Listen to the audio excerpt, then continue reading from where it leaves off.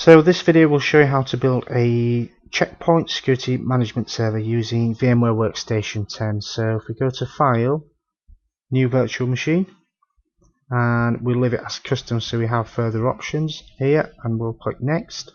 We'll leave the hardware compatibility as it is, click Next here. I will install the operating system later, the last option's fine, click Next. Linux, other Linux 2.6x kernel 64-bit is the option to choose, click Next here. Give it a name, so a name such as CP Security Management is fine. You can also do specify the location as well, so you can browse to it from here. Leave the processors as it is or configure it as required, click Next. I always give it 1 gig of RAM memory, so go for 1 gig here. Next, the interface types, I always have it as NAT, so don't need to change settings wherever I plug my laptop into, which is an issue with bridge mode because bridge mode is directly connected to the interface card. So I'm leaving it as this option here, click Next. Leaving the controller types and the disk types as default, so click Next on these. Create a new virtual disk is fine, click Next here. Provide some storage space, so I'll just go with 40 gig. Next here. Leave the disk file as it is, so it's going to be at cpsecuritymanagement.vmdk. Click Next here. You can customize the hardware, so if it was a gateway, I usually add an extra network interface card, so one for internal side and another for the external side. Because it's a security management server, one interface card is absolutely fine. So we'll click Finish here, and we'll browse to the ISO image. So if we double click the CD image, use ISO image file, so we can boot from the Checkpoint ISO image and choose that, so it's in the root of C drive, CPI77 folder, and specify OK here, and now power on this virtual machine.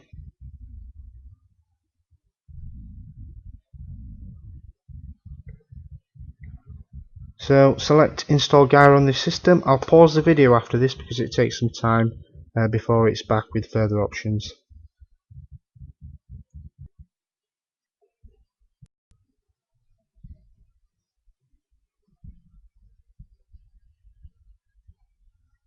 So we can now verify the machine information or just proceed from here, so I'll select OK.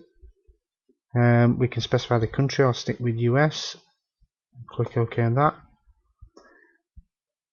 Here you should try and leave as much space for logs without compromising too much space from swap files and system root storage. So basically provide lots of storage capacity, the more the better, so I'll just stick to the defaults here. Click OK. Provide a password.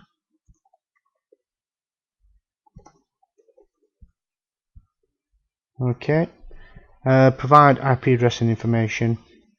My NAT settings for VMware is the IP address will be 10.20.5,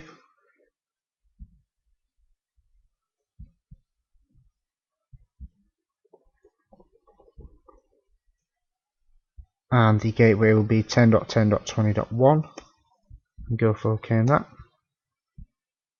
and just confirm everything's alright and click OK here. So we'll go away and start to install Checkpoint Gaia R77, so I'll give it a pause again and we'll come back when it's done.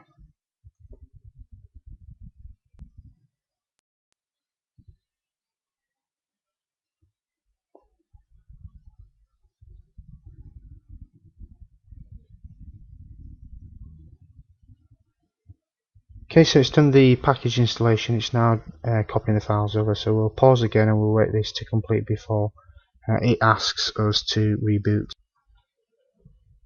Okay, so now the installation is complete, we will reboot, and after the server's back up I'll start the video again. So the system is now back up and running, and if we log in it will specify that you have to configure the rest of the system via a browser. So if we log in from here and we can see that there. So what we can do now is I've got a browser up, and we can browse to the server.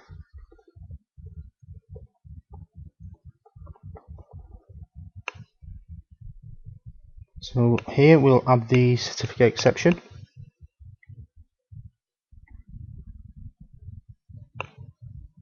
and log in. So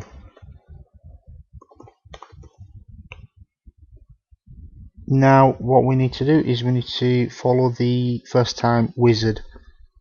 So click next here.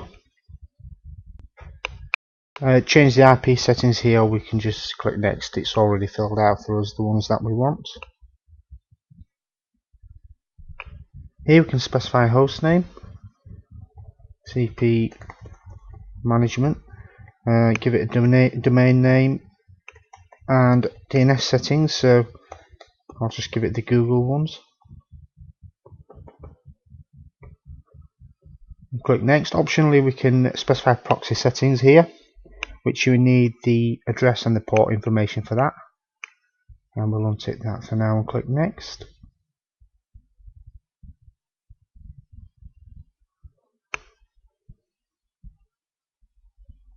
Okay, so here we can set the time manually, or you can use an NTP server to sync to.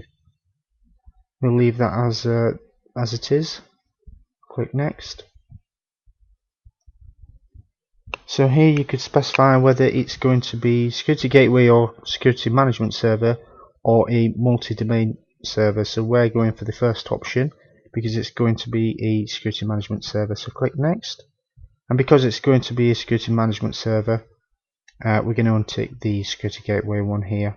You can also define the clustering configuration down here as well. So we'll click next on that, and we'll specify the checkpoint admin credentials. Always go for cpadmin, give it a password, click next. And this portion is the GUI client, so you can specify the GUI clients who are allowed to log into the security management server. I'll leave that as any IP address. Click next, and we can click finish here. So this will take a while again to configure, and once the configuration process has completed, I'll start the video again, so I'll stop it. So now the configuration is complete, we can select OK here.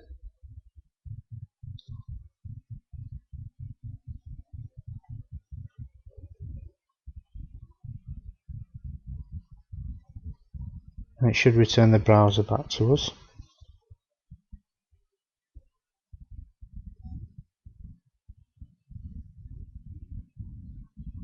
I'll give it a pause again. Oh, it's here. So the browser's been returned back to us. It's logged in to the portal, and we can now log into the Checkpoint Smart Dashboard console, the security management server, via the Smart Dashboard console. So you've got the option to download it from here, but I've got a local copy, so I can just browse to it.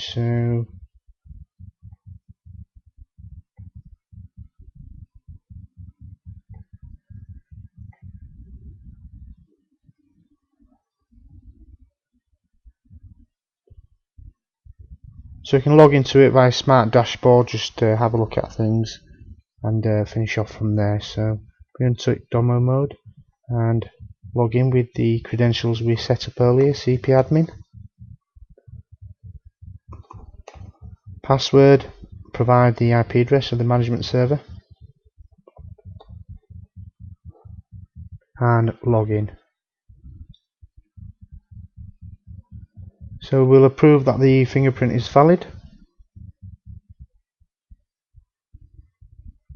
Okay, so it's taking a short while again. I may pause it just in case, and I'll try again in a few minutes.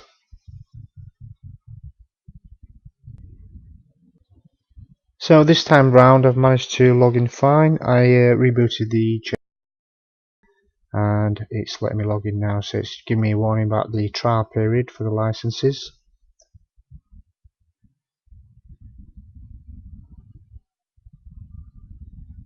And I'll pause the video again and start it up again once Smart Dashboard is up and running. So now we have Smart Dashboard up and running. We can have a look at within the network objects. If we break down Checkpoint, here's our security management server. So we can double click this and we can further configure it from here.